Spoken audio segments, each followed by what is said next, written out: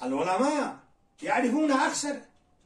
حين أعلن رسول الله صلى الله عليه وسلم بجمع تبرعات جاءوا أصحابه عليه السلام رضي الله تعالى عنهم تبرعات، وجاء أبو بكر الصديق رضي الله تعالى عنه كله ماله كله وسأل النبي صلى الله عليه وسلم ماذا أبقيت في بيتك يا أبا بكر؟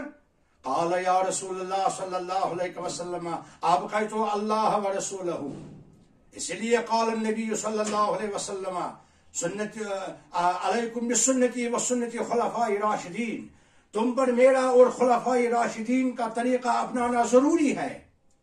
اور خلفاء راشدین میں سے نمایاں اول سرفہرست اور امت مسلمہ کے نزدیک عظیم الترین، عظیم الشان، عالی شان خلیفہ اول، خلیفہ برحق، خلیفہ راشد ابو بکر صدیق رضی اللہ تعالیٰ عنہ ہے. ملت اسلامیہ امت محمدیہ کو اس بات پر یقین ہے، اس پر یقین ہے کہ جو رسول اللہ صلی اللہ علیہ وسلم نے ارشاد فرمایا، یہی انہی کی طرف اشارہ فرمایا علیکم بسنتی و سنتی خلفاء راشدین.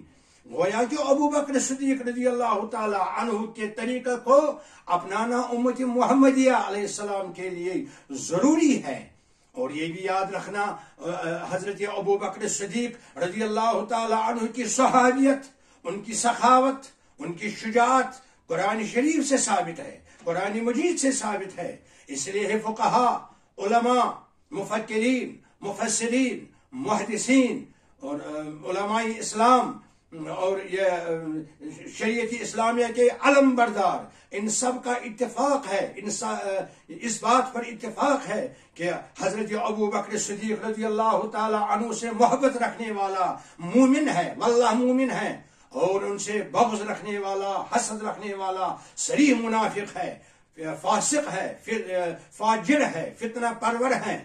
اور یہ بھی یاد رکھنا کہ حضرت ابو بکر صدیق رضی اللہ تعالی عنہ عشق رسول، عشق محمدی میں اتنا کمال حاصل کر چکے تھے کہ ان کو رسول اللہ صلی اللہ علیہ وسلم کی شان مبارک پر یہ ذرا سی گستاخی برداشت نہ تھی. کسی نے کیا خوب فرمایا، امن الناس بر مولائی ماں، امن الناس بر مولائی ماں، یکم اول سینائی ماں.